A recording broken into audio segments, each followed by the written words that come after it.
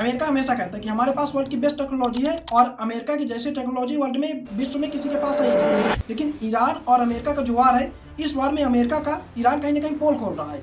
Iran के पास एक ऐसा ड्रोन है जिसकी कीमत तो मामूली सी है, बट इस छोटे से ड्रोन से निपटने के लिए अमेरिका को मिलियन डॉलर की जो मिसाइलें हैं उनको खर्च करना पड़ रहा है।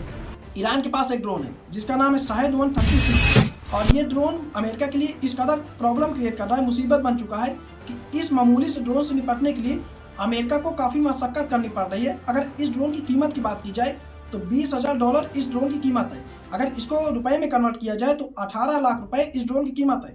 और इस ड्रोन से निपटने के लिए अमेरिका को PAC-3 जैसे इंटरसेप्ट मिसाइलों का प्रयोग करना पड़ रहा है। PAC-3 जैसे मतलब मिसाइलों का यूज करना पड़ रहा है, तो आप समझ सकते हैं उनकी कीमत क्या होगी। और जो PAC-3 जैसे इंटरसेप्ट मिसाइलें हैं, इनकी कीमत की बात की जाए तो 37 करोड़ रुपए इन मिसाइलों की कीमत है। मतलब 18 लाख के ड्रोन से बचने के लिए अमेरिका को 37 करोड़ रुपए खर्च करने पड़ रहे हैं। तो आप यही समझ सकते हैं कि ईरान की टेक्नोलॉजी बेस्ट है या फिर अमेरिका की टेक्नोलॉजी बेस्ट है।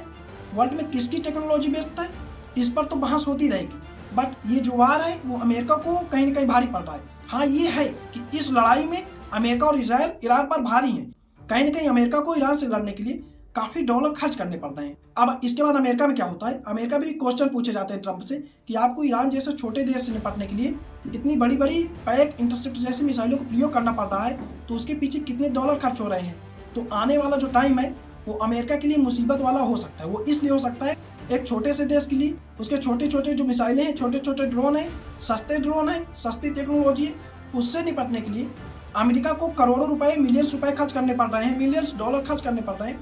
तो आने वाले टाइम में अमेरिका के लिए मुसीबत हो सकती है, क्योंकि अमेरिका इस लड़ाई में काफ़ी डॉलर खर्च कर रहा है। अगर ये जो लड़ाई वो लंबी चलती है तब अमेरिका के लिए काफ़ी मुसीबत होने वाली है।